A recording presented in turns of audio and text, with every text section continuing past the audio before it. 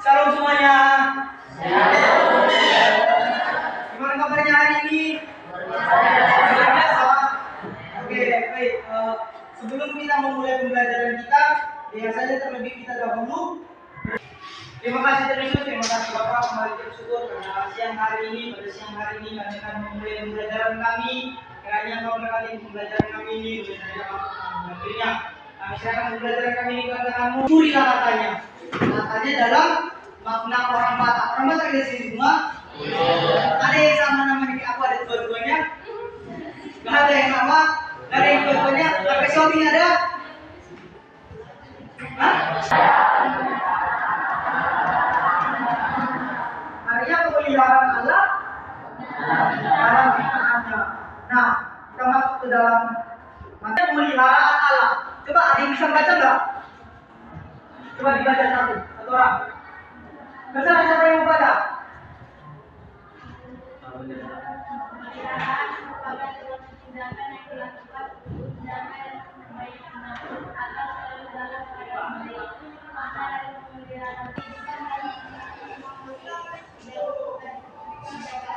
Nah, dalam kamus besar bahasa Indonesia, pemeliharaan itu disebut merupakan suatu yang kita yang diwajibkan untuk menjaga lingkungan kita.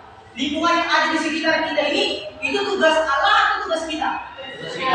Tugas kita. Tentu yang menjaga itu, yang memelihara itu adalah kita yang ada di sini, benar nggak? Karena tugas kita adalah menjaga apa yang sudah diberikannya. Bukan tugas Allah lagi untuk menjaganya, tapi kita lah, kesadaran kita. Karena di sini kita harusnya udah peka dong terhadap lingkungan, ya nggak? Harusnya sudah bisa menjaga kebersihan, sudah bisa menjaga lingkungan, tidak membuang sampah dengan sembarangan. Itu adalah tugas kita sendiri. Pemeliharaan Allah dalam ciptanya. Di situ ada dua gambar. Gambar yang pertama, gambar apa? Membuang sampah dengan sembarangan. Yang kedua, bergotong royong. Menurut kalian, yang mana yang bagus? Yang mana? Yang gambar? Yang sebelah sana yang ini ya? Nah, kalau yang ini? Tapi pernah nggak kita melakukan ini? Kalau melakukan ini? Berarti kedua-duanya pernah. Membuang sampah di pinggir jalan, membuang sampah di laut, itu kita memelihara ciptaan Allah apa enggak? Memelihara ciptaan Allah apa enggak? Tapi dengan kita menjaga kebersihan, dengan kita melakukan gotong royong, apakah kita sudah termasuk memelihara ciptaan Allah? Tentu ya kan? Kalau kita sudah melakukan itu, pasti kita sudah melakukan apa? Melakukan tanggung jawab kita sebagai manusia.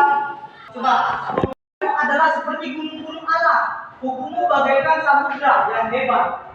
Manusia dan hewan kau selamatkan dan Tuhan. Dan Alkitab saja sudah mengatakan bahwasannya memang kita ini adalah orang-orang yang harus diselamatkan. Semangat di situ. Nah, karena memang dalam pelestarian tadi yang di awal tadi sampaikan, pelestarian dalam KBBI itu menjaga. Tuhan itu menjaga kita. Tuhan itu menjaga kita, tapi terkadang kita aja yang kurang ajar, yang nggak mau mendengarkan apa yang sudah diajarkan dia kepada kita. Makanya kalau ada banjir apa segala macam, ya jangan salahkan Tuhan. Tuhan, kenapa begini? Tuhan, kenapa begini? Tuhan, kau nggak sayang sama kami. Ada nggak pernah dengar kayak gitu? Orang-orang yang udah pernah bencana. Kalau kata kawan itu nggak ada katanya tadi. Ada nggak? Menurut mulai dulu, kalau ada bencana nih, bencana longsor, rumahmu di bawah, longsor, push, hancurlah rumahmu. Tapi kau selamat, semua hartamu ludes. Apa kalau menyalahkan Tuhan atau menyalahkan diri sendiri? Diri sendiri, bukan menyalahkan Tuhan. Enggak. Kalau memang enggak menyalahkan Tuhan, kembali. Karena memang kebanyakan Kami dapat membaca Kejadian 1 ayat 14, Kejadian 1 ayat 9 sampai 20, dan Kejadian menciptakannya dan memelihara. Abang ayat 26 ayat 1 ayat 5. Nah, kita lihat banyak yang bisa kita nikmati di dunia ini, tapi terkadang mungkin kita terlalu lalai dan sampai lupa bagaimana cara mengatasinya, sampai lupa cara kita untuk memperbaikinya. Nah, ada yang bisa baca lagi? Hidup. Oke.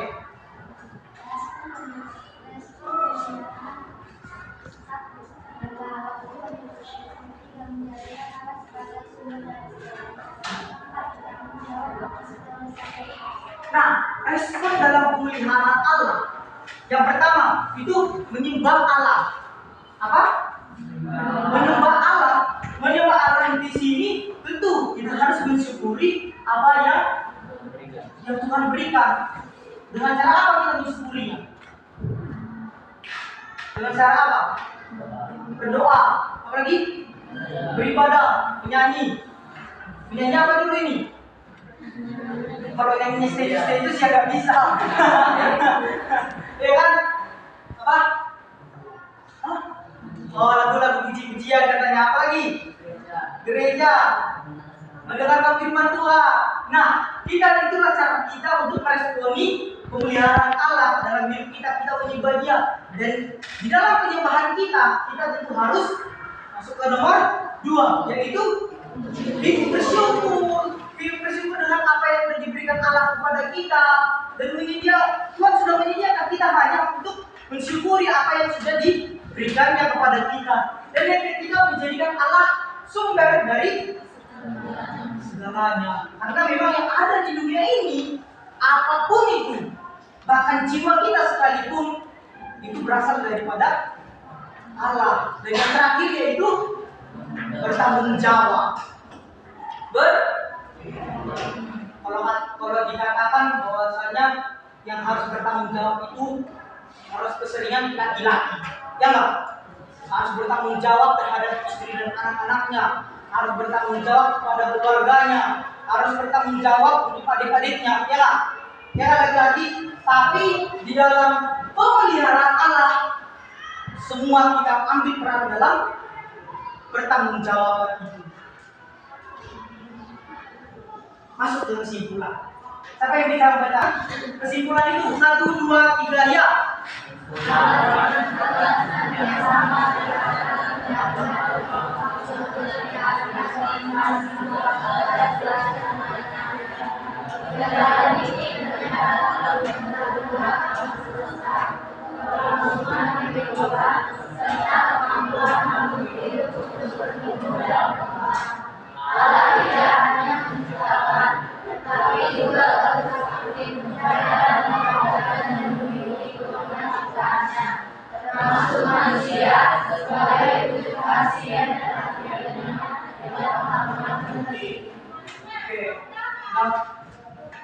Kita sudah membahasanya dan kita sudah terbuka artinya tentang pemeliharaan Allah ini. Atau mungkin nanti ada berpikiran lagi, wah nanti mungkin kalau udah mau pulang, kalau udah mau tengok sama nanti mungkin bisa aku gitu. Ada?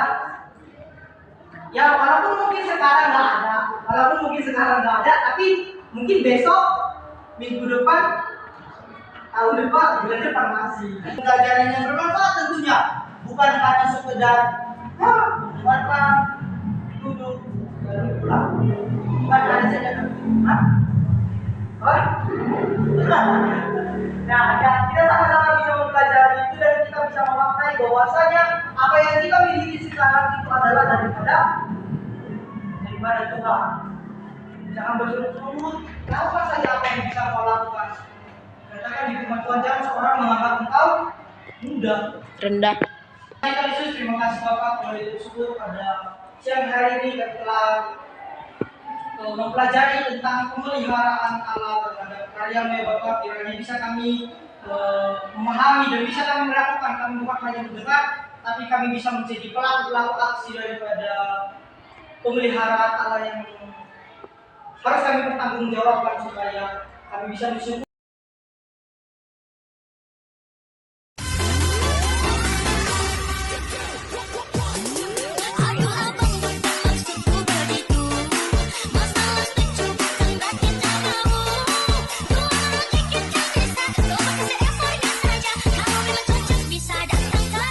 Doni Fernanda di Popo.